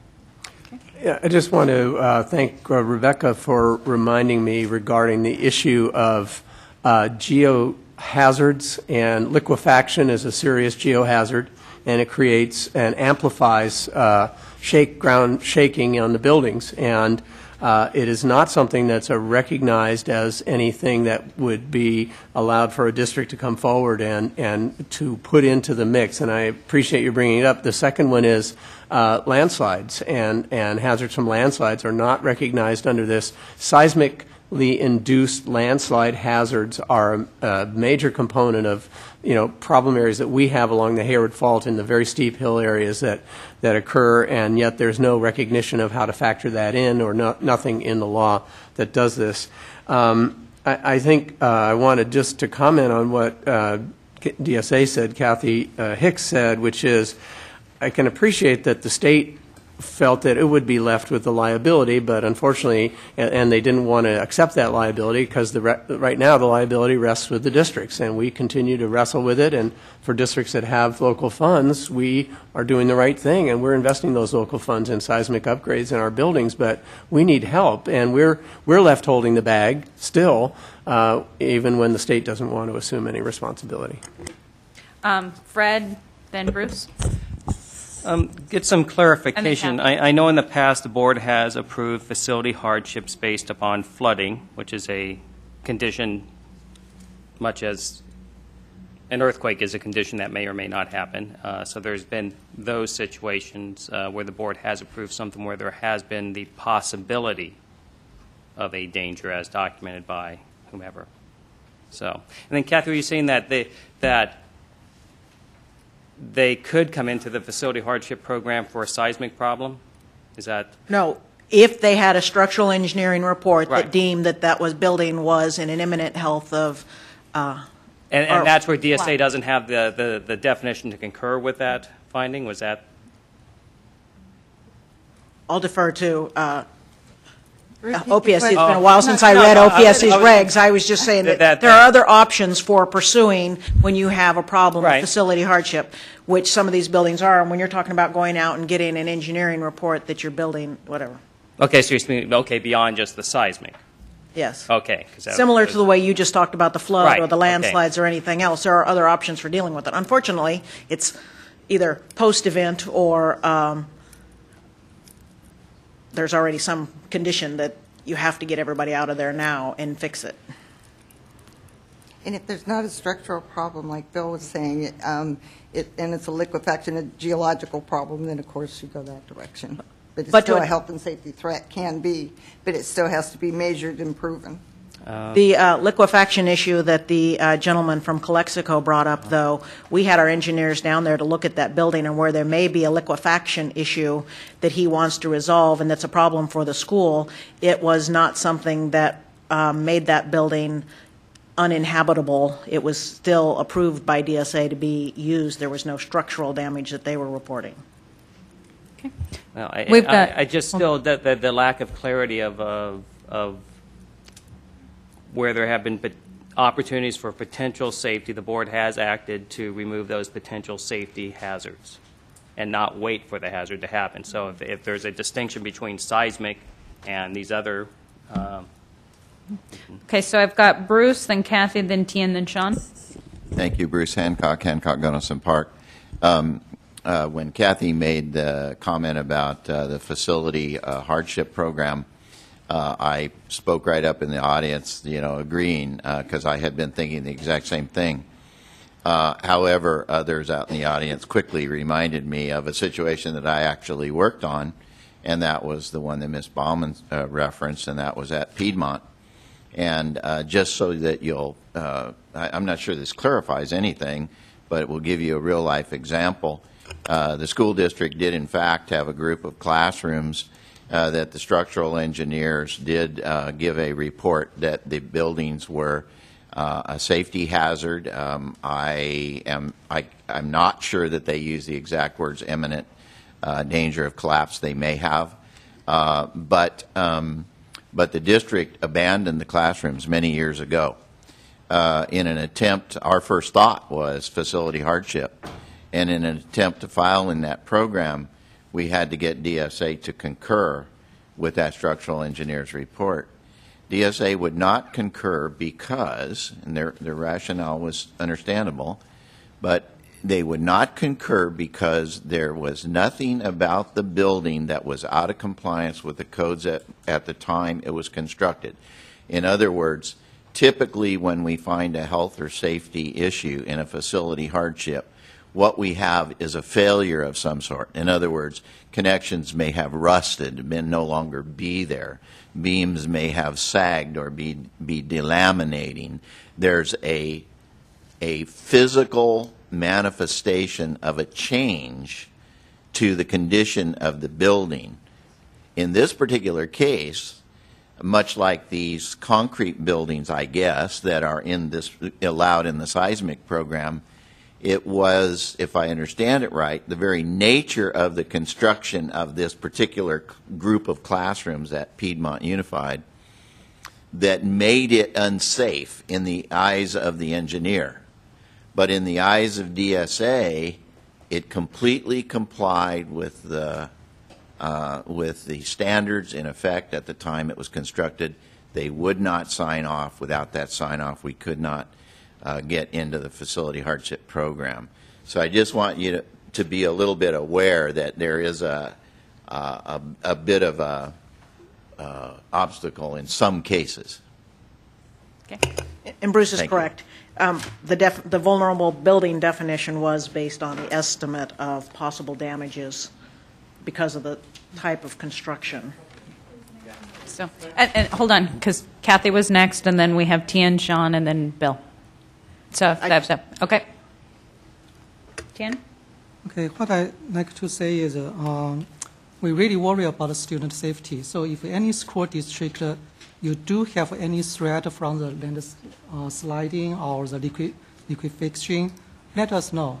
And we have the facility hardship team, and they can visit you with all the experts from the DSA, even from the resource management agencies. And then we can look at the landslide, we can look at all the factors that threaten our student safety. So let us know.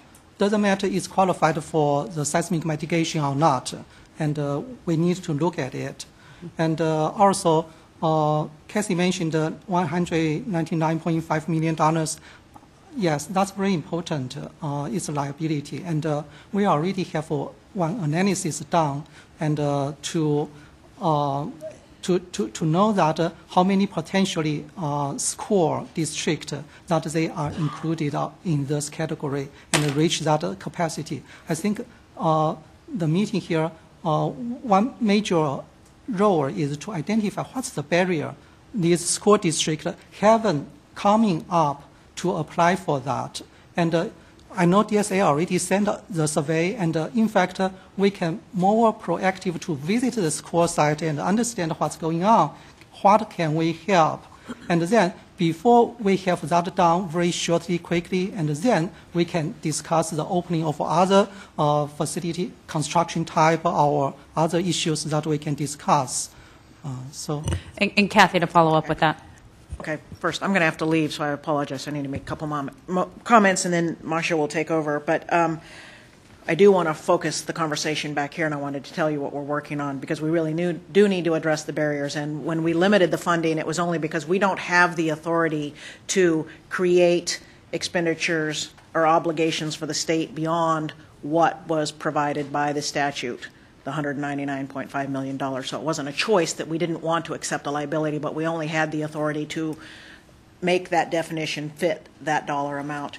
And as to the barriers, we have contacted all the school districts. We aren't getting much feedback. I have redirected a structural engineer to pull the plans on the projects or the buildings that we have identified in our group of buildings that we think meet that eligibility, so that we can come back and not be speculating on that paper audit that was done back in 2003 or whenever it was, but to tell you whether those buildings exist, and we will search through our files and find out whether or not they've already done any retrofitting, or whether they've demolished that building and it doesn't exist. That will open up potentially some ability within what's already existing to maybe consider some other buildings, but the definition, the criteria still changes subject to whatever change you make. But I think we really need to focus back on, as Tian said, the barriers to why it's not being used as it exists today.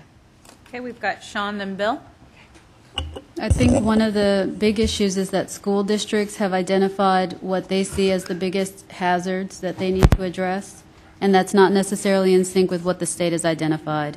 So school districts are moving forward with the items that they think are most critical, and it's not qualifying for seismic. If we could get those two things in line, you might see that money moving a little quickly, or more quickly. The other is, I would agree with Bill's previous statement that if we focus on an engineer's report that says this building is not going to perform well, and let that be the primary criteria. Okay. We've got Bill, and then we'll take public comment. Yeah. I'm sorry. Let's go back. One of the things I think would be helpful as continuing to keep the barriers lower would be a more effective outreach program, but coupled or continuing the outreach that you're doing. I mean, we've gotten the requests for information, and I don't know if we've sent them all back yet. I've sent some back on the back of a napkin or whatever, but I think it would be if you went out to districts and specifically went on the list that you have and started down that list, and you coupled it with some of the other barrier reduction strategies like soft costs available up front for engineering, et cetera, where you found those things. So, couple it with more outreach right out to the districts where you've identified projects up front. Unfortunately, our project that's actually qualified was never even on our AB 300 list. So, I mean, they just appear, or maybe it was in another district, whatever you guys thought, or DSA thought at the time. It's not totally clear. But I think that we just need to develop some recommendations to the board of effective things, and for me, those would be soft cost funds available as a supplemental fund to districts, interim housing as a supplemental fund to districts, opening up building construction types, and adding building systems specifically that are highly vulnerable and known to be highly vulnerable, like suspended plaster systems and things like that. Thanks. Public comment?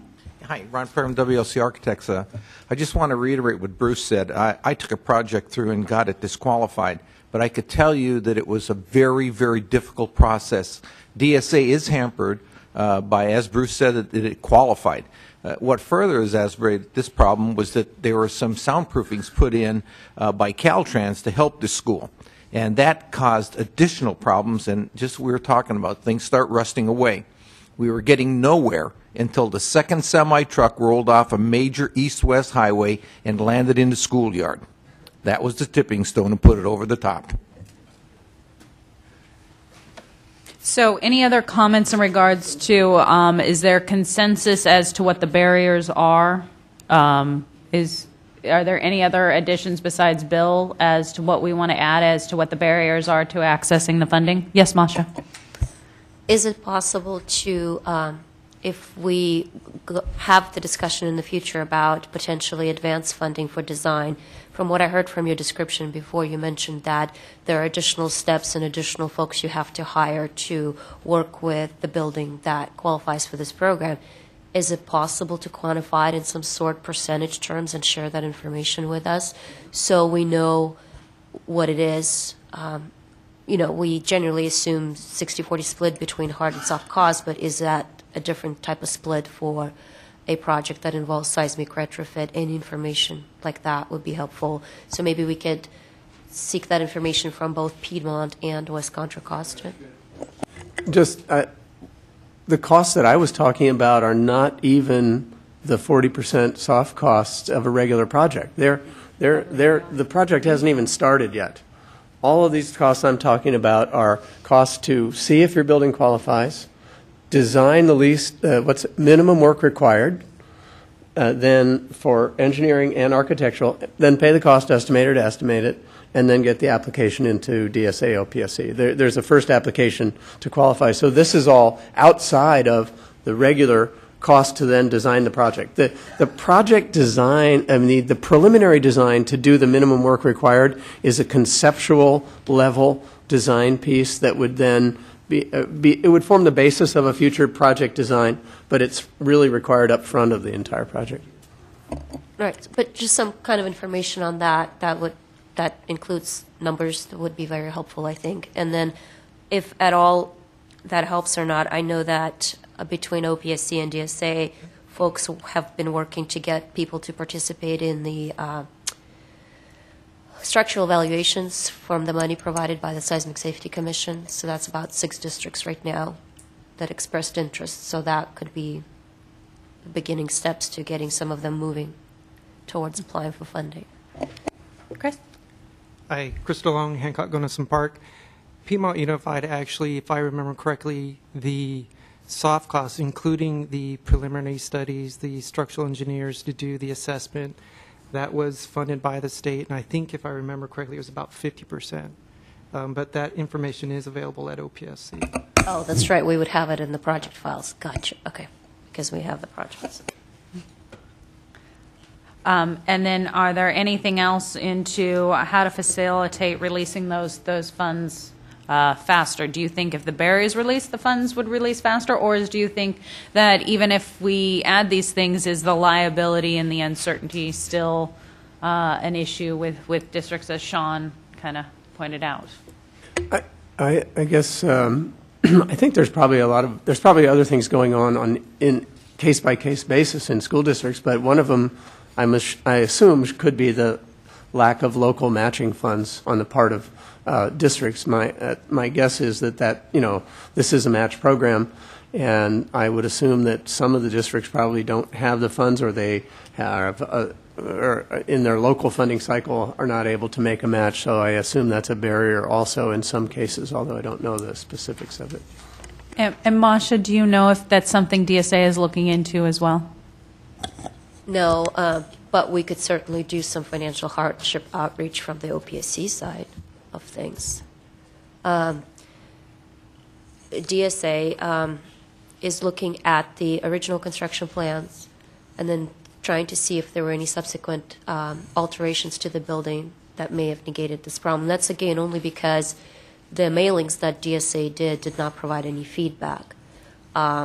Ultimately, the idea about site visits has been brought up before, but I think the state participants are also very cognizant of the signals that they may be sending to the school districts and the liabilities associated with these buildings. So, they don't want to just show up at the district's door concerned about the signals that may be sending. So that's something that's been thought about, but not necessarily happening yet. Any other comments, public comments as to what the barriers potentially are, or how do we facilitate releasing these funds quicker?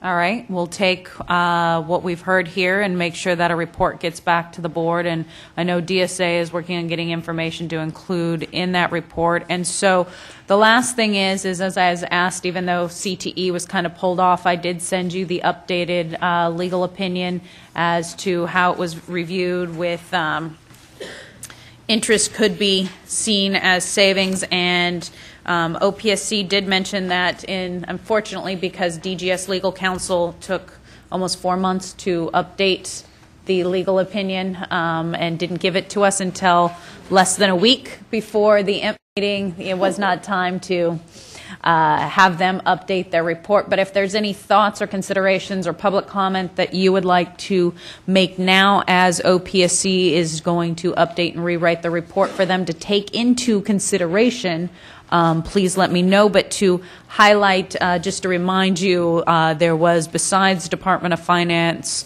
and OPSC, for the most part unanimous or consensus among the IMP committee members that you guys did not view interest on CTE projects as savings and subject to the expenditure report. So has that changed? Is that, Sean, you were? Okay, but please take a look at the updated legal opinion and ask if you have any questions. I mean, because one of the things that I have a question on is on the first paragraph. DGS legal counsel says, however, although she does say that the state does not have the authority to request a district to return any interest accrued on the state's share of the CTE project funds, the next statement then says, however, the interest that is earned from the state deposited funds should be available for the state to use as an offset for any future state apportionments to that school district. And I was curious if anybody knew what the policy behind that statement was, or if there is a justification or rationalization for the attorney to make that policy statement as maybe it's in some other. So those are the types of things I would like for you to review in this opinion and come up with those questions, because that's a concern that I have, that a policy statement was being made on something that I'm not sure that there is a rational basis for. So please, again, review. This will come up next month. And with that, guess what? We did finish at 3:30. Yes. Oh, sorry. At the very end, public comment. Public comment. Public comment. I just want to know if that legal opinion's on the website. No, but it will be next month, and it was sent to everybody, so I'll send it to you. And then, what I'd like to make as a comment, and as Richard is so vibrantly reminding me, as furlough Fridays are going away for the state after June 30th, or supposedly, what I'd like to, as a little bit of a celebration, whether our IMP committee meetings stay on Thursday or go to Friday, that's another. We'll keep, more than likely Thursday. As celebration of such, at least for the furloughs ending, please make it a Hawaiian. We can adopt a bright, please be fun, keep it relaxed. You don't need to wear a business suit. So if you've got a bright Hawaiian celebration, Lyle's required to wear a grass skirt.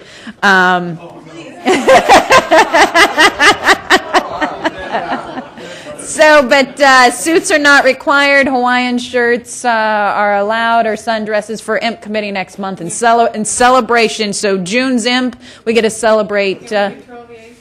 Yes, yes.